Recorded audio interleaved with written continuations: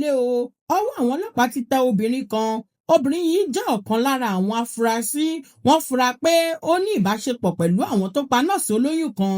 Ìṣẹ̀lẹ̀ yìí ṣẹlẹ̀ ní ìpínlẹ̀ Anambra.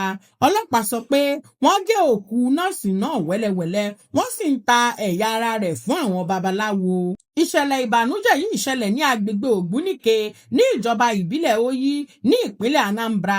Wọ́n pe nọ́ọ̀sì olóyún náà. Wọ́n ní kí òjò kó wá ran àwọn lọ́wọ́ kó wá tọ́jú àwọn pé ara àwọn kò yá. Ṣùgbọ́n ní kété tí ó dé, wọ́n pa á lójijì. Ọlọ́pàá mú afurasí kan ọmọ ọdún 16 nígbà tó ń jẹ́wọ́.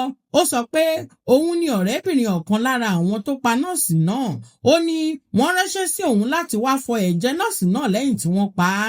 Ó tún sọ pé wọ́n máa ń ta ẹ̀yà ara wọn fún àwọn babaláwo ní agbègbè náà. Ọwọ́ ti tẹ ọmọbìnrin ọdún 16 yìí. Wọ́n sọ pé ó jẹ́ ọ̀kan lára àwọn tó ní ọwọ́ nínú ìwà búburú yìí. Wọ́n ṣèwádìí, wọ́n sì rí ẹ̀yà ara nọ́ọ̀sì náà nínú ilé òrìṣà babaláwo kan. Ọlọ́pàá ń wá àwọn afurasí yòókù.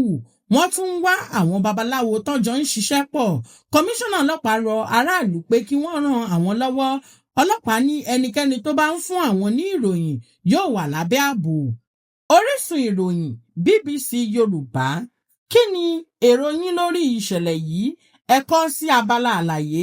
Ẹ fẹ́ràn fídíò kí ẹ pín, kí ẹ sì forúkọ sílẹ̀ lórí BíbíOlá fún ìròyìn tuntun.